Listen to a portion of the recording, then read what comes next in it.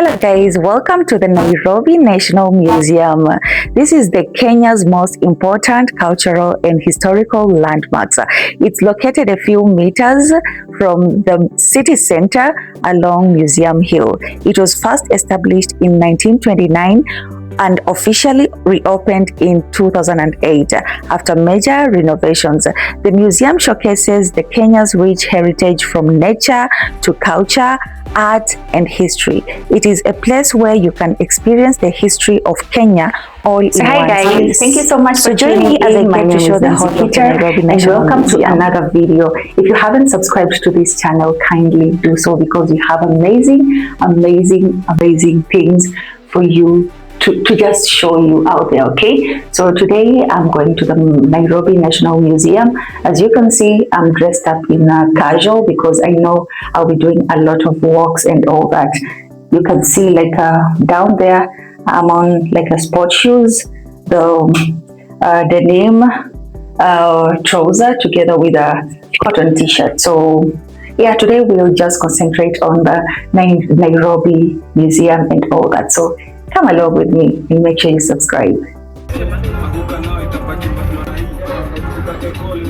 So guys, I've been dropped on this side on my way to the cars are moving so fast. I've been dropped on this side of Westlands. Now I'm moving, going straight to the museum. The last time I was there, I was with a taxi. But today, I had to take a matatu, so that's how they dropped me around this place. So right now I'm heading there. So we'll see each other over there. This is Westlands. You can see there are tall buildings around here, but I have to be careful because of the cars. This is the most busy road, which is this is Mombasa Road. So I have to really be careful. You can see how beautiful Nairobi is with tall buildings. I just had to show you this while I walk to the National Museum. Over here, I hope you have double tapped on the screen and you're enjoying the video as we walk to the Nairobi National Museum. For those who do not know where Villa Rosa Kempinski is, it's just around here. And then apart from Villa Rosa, there's also JW Marriott, which is just around here. That one over there. We have so many 5-star hotels around this place. This is Villa Rosa Kempinski. And then the JW Marriott Hotel. So let's keep on walking. Yeah, that's the famous GTC. We have the GTC over here. In case you don't know, that's GTC. You can see how lovely it is. Yeah, this is GTC found in Nairobi. So this is the beauty of Nairobi actually. Yeah, that is GTC Tower. In case you have never heard about it, that's the GTC Tower. So I'm still walking to the Nairobi National Museum. So guys, here we are at the Nairobi National Museum. Yeah, just gotten here by a motorbike. So guys, I'm already here. I have just I'm just from writing my information at the entrance there. And this is how it is. Welcome to the Nairobi Museum. It's my second time around here. The last time I was here, it was in 2022. So this is my second time around here. So let's get to enjoy and see what's good inside here. So this is before the entrance. We have a lot of beautiful structures from the outside. You can actually take pictures around here. I'm actually standing to take pictures. So let's go inside and get to see. Oh guys, I have not seen this. Just look at how beautiful this is. This is at the entrance of the National Museum. That's how it looks like. That's what you'll see before you enter inside. Yeah, I'm still outside. I haven't paid. And that's how it is. So let's go inside now. So right now I'm going inside. Let's go get, we pay and then we go take a walk inside. So this is at the entrance. So I have to pay for the ticket to go inside. And this is like a tour, the structure. Yeah, National Museum complex building indicating date of official opening, which was 1920. Ainsworth House, currently housing the educational department and offices of the curators. And then in 1930, they had Corridon Memorial Hall. And then 1953, galleries, extensions to the Corridon Memorial Building. And then Ford Hall in 1968. And then Sarka 1972, Mammal Hall of the main museum building. And then in 2007, they opened the galleries for commercial wing. Yeah, so following the extensive renovation to the whole facility in 2006 and 2007, funded by the European Union. Yeah, so other visitor facilities include the snake park and botanic garden. So that's how it is. This is the whole structure. I don't know if my phone can show well. Let me try and move on this side. Yeah, that's the whole structure of the building. So I'm just here. Let me try and pay so that we'll go like inside and I get to show you everything. So guys, I'm done paying the ticket, which costed 315 Kenyan shilling. So we start off from the outside, and we can see here there's like a, it's called bush baby. Yeah, Swahili komba. So this bush baby is the one which is the tiniest human relatives. Okay, so let's go inside and you can see they're beautiful. These are very nice sculptures. Oh, it looks so good. This is just at the entrance. We haven't even gone inside. Just at the entrance, and this is what you see. There are tables. Yeah, and then there's a Kenyan Museum Society shop, which you'll be able to get you can get gifts over here. Gallery, I get to check everything. Look at this seat, how it is made. This is actually a wall, but they had to fix a seat over there. So let's get inside and see how it is. And this building is under 24 hours surveillance. So at the entrance, this is what you get to meet just after they have checked your receipt. Yeah, they make sure that they check your receipt. So this is what you will see over here. We have the motoni. Yeah, these are birds' feathers, and then the different types of birds over here. And below they have written more information about these birds. So this is just at the center. I'm trying to be quick because I came here late due to traffic that kept me waiting. So as you can see, these are the different types of the pots that you have just seen over there. And this one is called abu. Abu is a musical instrument used by the Luo community. It is a combination of gourds leading to an horn at the tip. The gourds are held together by wax and grounded back of the power tree, which is Grewia SP. The abu is blown during important ceremonies and used for entertainment. As I have told you guys, these things that you see behind here, they're not just used for storing things, they're also used for traditional purposes.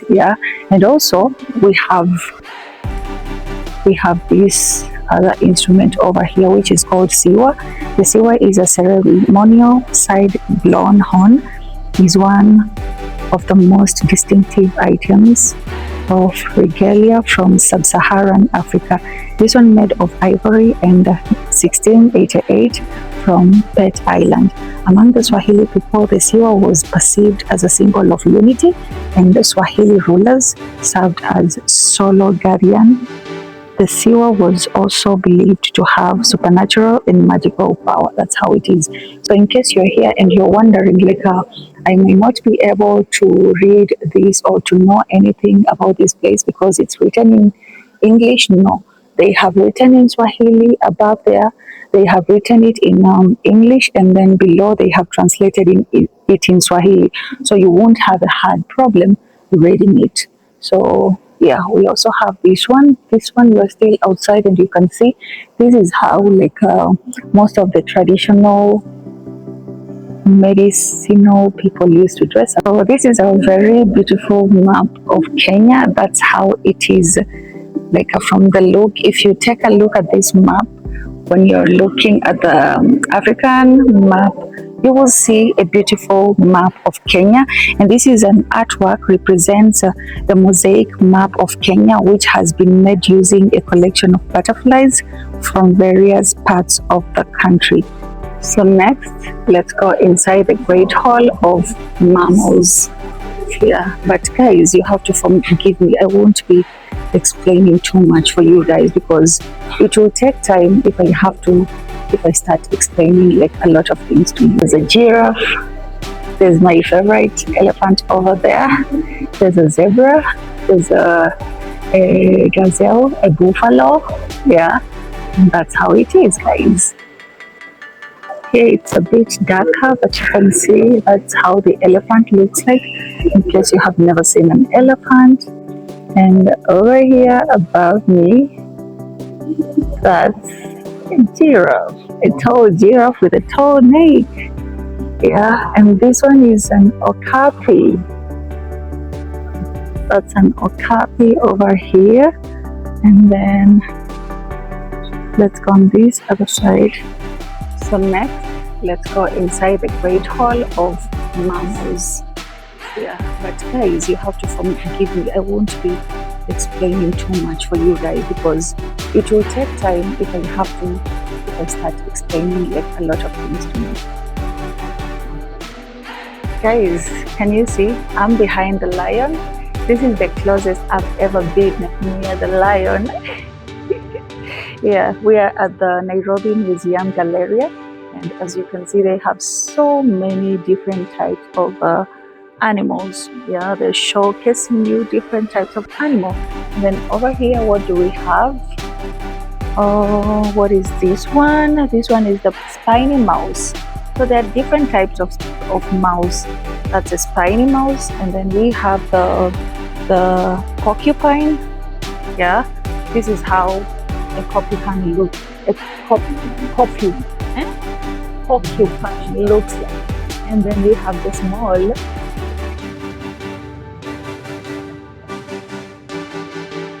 That's a rug of an elephant. Yeah, and this is how it looks like. And what is this? This is a huge elephant's body. Okay, which one is this? A skull of an African elephant. So that's how an African elephant skull looks like. So over here, what do we have? We have the bats, different types of the birds. Birds are called popo in Swahili, and that's how they look like. Yeah, and that's how a bat. This is a bat. That's how it looks like.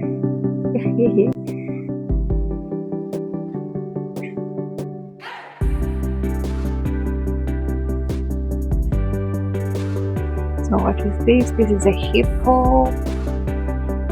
Yeah, that's a hippo for you guys. I am near a hippo right now. For the first time, I'm near a hippo. Guys, a little bit afraid, but it's not like this is not a real hippo, but it looks exactly like a real hippo. So that's why and by the way, guys, did you know that a hippo is closely related to dolphins and whales, although it is only semi-aquatic, coming out of the water, yeah, to feed on grass and at night. So it swims by walking below the surface of the water, keeping afloat through natural buoyancy. In case you didn't know, now you know.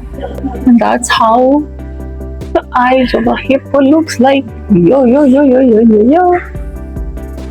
Yeah, that's how the eyes of a hippo looks like. And above there, that's a dolphin. Above here, this is a dolphin. And this is a tree hyrax. That's how it is, a tree hyrax. And then over here, like this is like they have also given you an example of where that animal usually like spend time. And this is an aardvark, another aardvark, because we already saw the aardvark.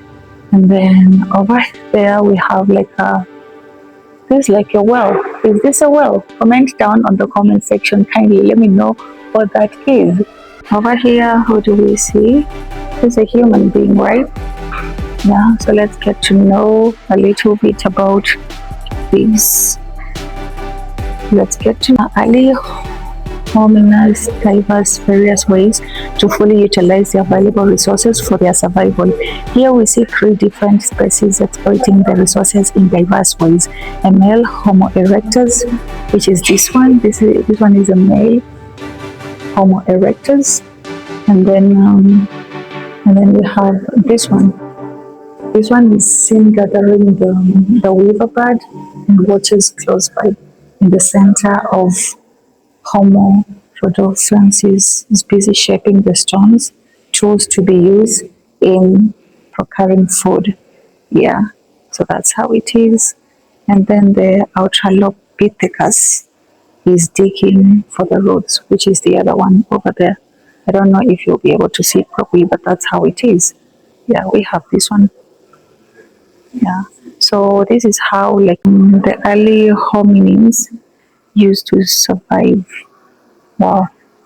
These were in ancient days. Yeah, that's how it is.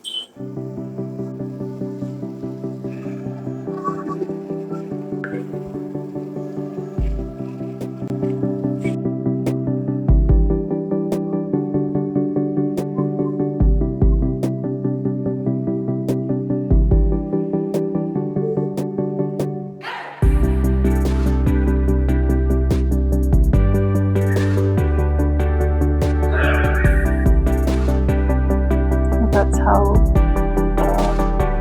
Japanese sculpture looks like. The first one was the human being sculpture. A model of HIV virus. Oh, so there's this a model of a sickle cell.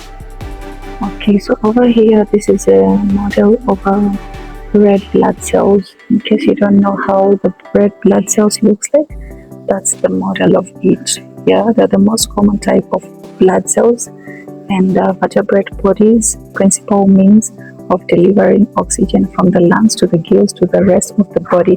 These cells contain hemoglobin, and it is the hemoglobin which permits them to transport oxygen. Yeah, so in patients with sickle cell anemia, red blood cells take on a sickle shape that prevents them from flowing through blood vessels.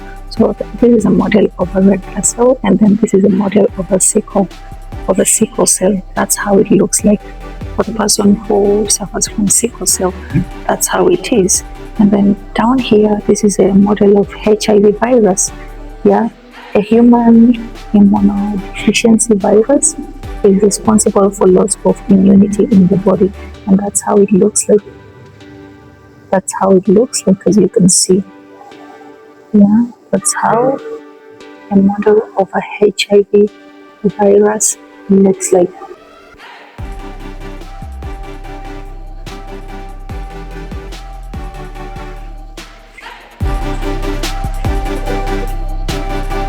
Let's move to the SPK numismatic exhibition. Okay, let's go and see what's inside here. So inside here, let's read a little bit about it. It's a Central Bank of Kenya numismatic exhibition. The numismatic exhibition is in celebration of the Central Bank of Kenya. Kenya's 50 years of existence since 1966.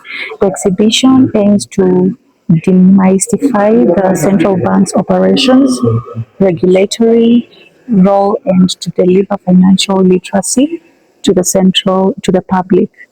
And it highlights the history of the central bank, early forms of trade and exchange, history of banking, and the application of digital technology in trade and banking.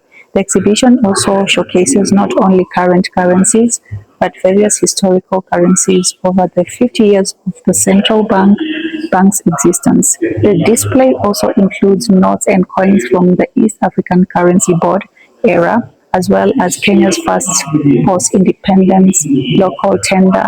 A special section of the exhibition is dedicated to the young learners to enhance their learning through interactive activities. Yeah, so let's go and see.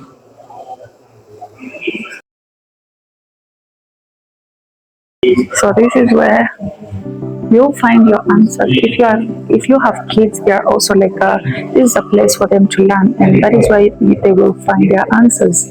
Yeah, so they can do again. You're like spinning and then ask the questions, and then they'll be able to get answers on that side. All these were like a traditional trade in East Africa, and this is what they used to do. Some of the things that they used to like sell.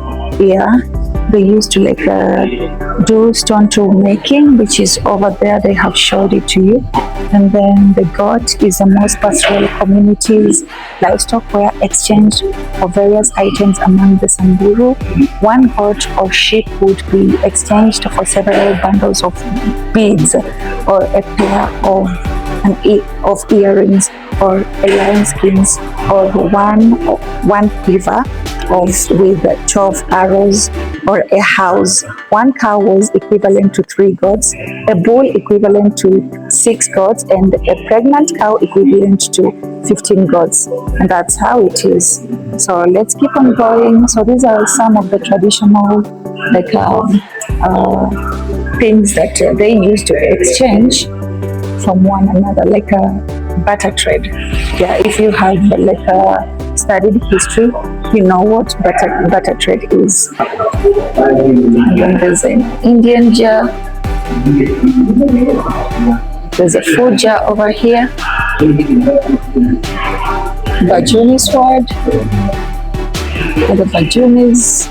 And in case you don't know, slave trade was rampant during the 6th and the 7th centuries, mainly due to the steady demand for slaves in Arabia and the Persian Gulf, among others. Yeah, these slaves were Islamized and assigned various roles, such as servants, soldiers, guards, craftsmen, sailors, dockers, or pearl divers.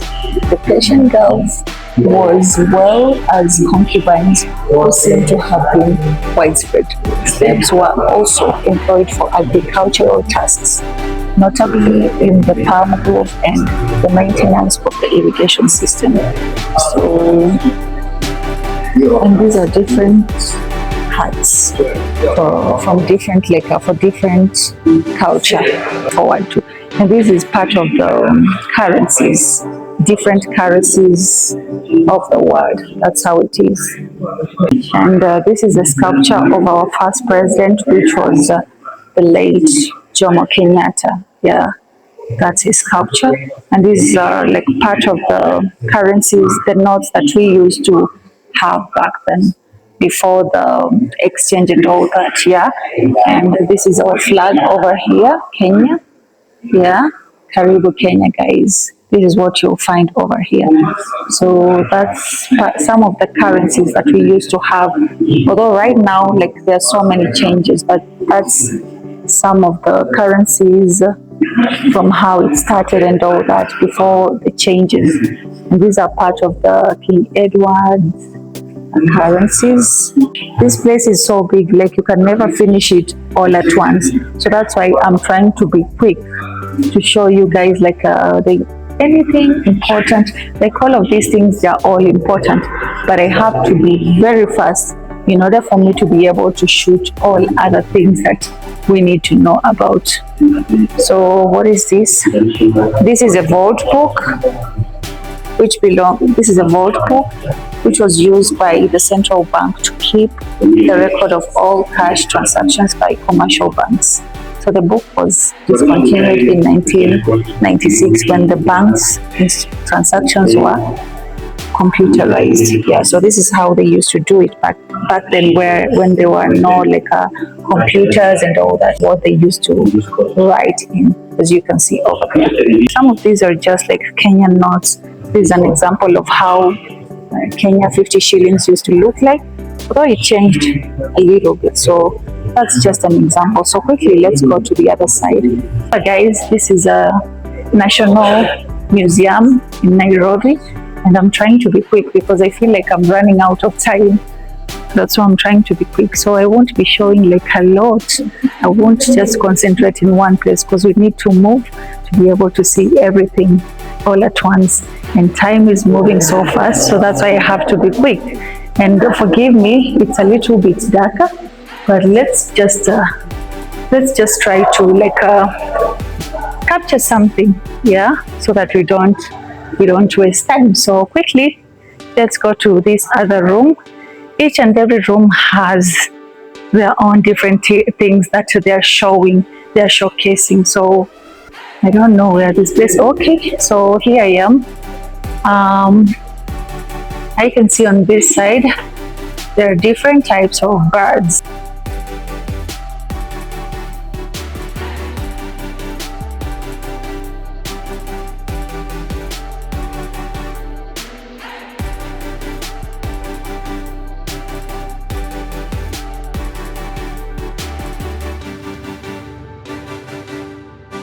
These are winged treasures of the museum. These displays are not just for admiration. They help us to understand how rich and diverse Kenya's bird life is, from the forests of Kakamega to the savannas of Amboseli. Each feather, each beak tells a piece of our natural history, carefully preserved for generations to come.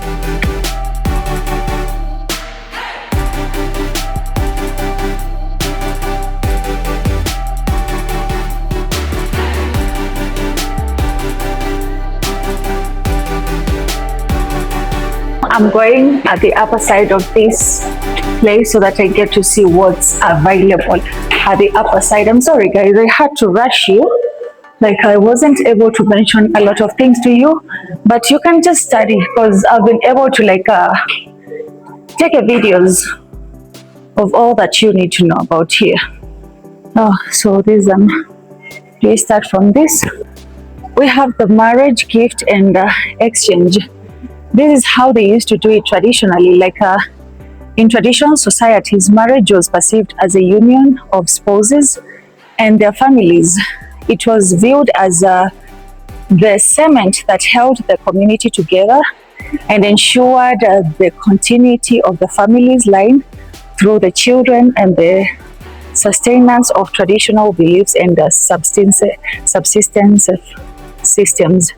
A man who had reached marriage age would send his father's uncles or even female relatives to go and approach the family of a girl he had identified as suitable for bride. Yeah, as a suitable bride. And the suitor would carry presents such as tobacco, beer, quart, and mirror, or mirror, tea, sugar, and in some cases livestock. Yeah, so that's how they used to do it. And then once all parties had settled their dues, the wedding date was set traditionally, and the dates were set either following certain seasons or according to the foreteller's predictions. The wedding was festive periods where all the members of the community consumed lots of milk, honey, meat, beer, and other foods. Songs, dances, and other performances take center stage as the new couple was welcomed in the more demanding stage of adulthood. So this is just some of the traditional outfits they used to put on, especially for the women. And these are the musical instruments that were used in ancient days, although there are others which are still used up to now. Yeah, up to now. We have the litungu, which is used by Kisa people, Luyas from the Western province. Yeah, and then we have the harp, Ishiriri. Also, Ishiriri is a Luya, it's a Luya word actually. Yeah, Shirungo, Shiriri, that's a Luya word. We have the drum. Yeah, we also have the drums. We have the flute. We have the blowing horns used mostly by Luo people from Nyanza province. And then we have the baobod. Baobod is this one. Baobod is that one. Yeah, which is used mostly by Ameru from the eastern province. Yeah. So that's a like we have these are the smoking pipes over here. And the other names, they are called the Kwesi. Luo people from Nyanza province, they used to have this. Yeah. And then around here we have what do we have around here? Furniture. Some of the furnitures. An example of furnitures made of wood. Okay. Then this side, what do we have? So guys, these are different types of snuffs which were used for like tobacco. Yeah, before the manufacture of modern filter cigarettes, many Kenyan communities chewed their tobacco with soda, commonly known as magadi, and the pipes were also used to smoke tobacco. Okay, tobacco is carried in small containers which are made of calabashes, banana leaves, wood, recycled metals, bones, ivories, or even plastic materials. The containers are either hung on the neck around intricate metal chains or tied to the belt or placed in pierced earlobes. So snuffed containers are used as personal items. Therefore, each individual modifies his or her container to the personal tastes. The wealthy carry containers made from expensive materials such as ivory.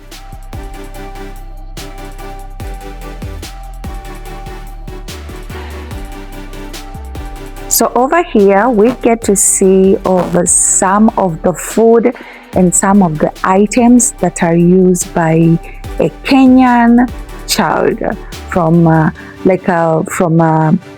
given birth, and then this is what are some of the things that a Kenyan child also uses. And you can see they're like feeding bowls together with the pots that store porridge and other stuffs. You can see the fruits because a Kenyan child eats fruits too. And over here you can see the baby carrier and then the kanga that is usually used to wrap a baby during after birth actually. And you can see also in ancient days they used to use the backs of the skin of animals to be like the baby carrier. So these are some of the things that the Nairobi National Museum gets to show you. These are the items that the children used to play in before. Like these are bikes, but right now we have the bikes that are made like somehow the evolution took place, and right now you can see that we have a lot of digital things. These are footballs. This is how the kids used to play together with the dolls. For the girls, we have the dolls over here, and that's how they used to look like. We have so many things for children, and that is what makes the kids grow up to be happy kids. The boy child over there, you can see the cars. And then the long time ago, I remember I'm a millennial, and we used to make cars using these wires and all that. So that's how it is over here in Kenya. It's for the kids going to school. That's a bag for school and all that. And then over here, what do we have? We have the recycled metal ornaments. That's how they look like, the recycled metal ornaments. Over there, we have the spear. Yeah, the spear. The Maasai people from the Rift Valley used this so many times for protection while they were they are herding their animals, their cows. So they used to have these ones. Up to now, they still have them for protecting themselves.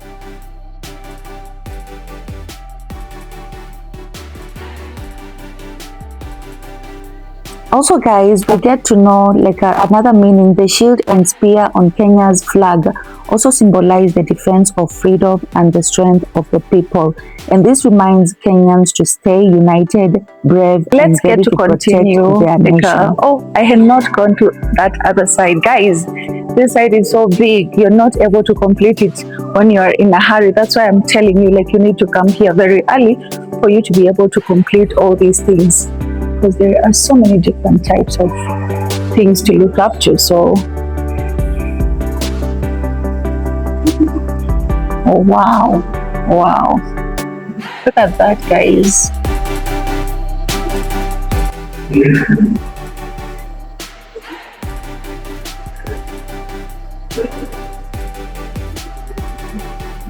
These are endangered species.